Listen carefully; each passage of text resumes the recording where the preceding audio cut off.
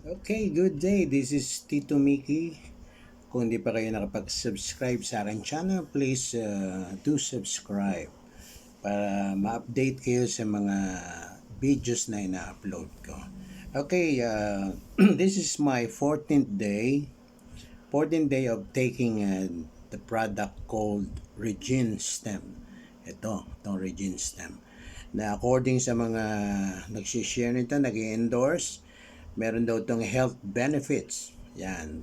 Yung mga, may nakikita kasi ako nga, yung mga naulit-ulit ko, yung mga celebrities gumagamit nito. So, ngayon, tinatry ko rin.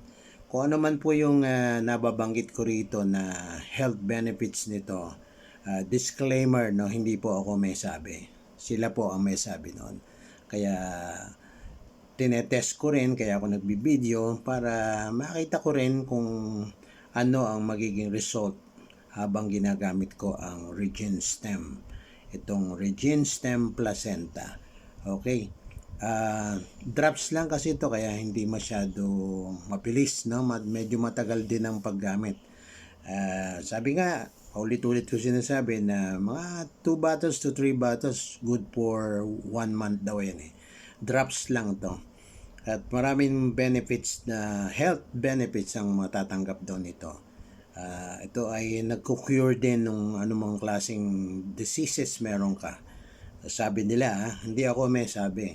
Tinetest ko pa rin at so far wala pa naman tayong medyo kakaibang nararamdamang maganda habang ginagamit ko. Again, this is Tito Mickey.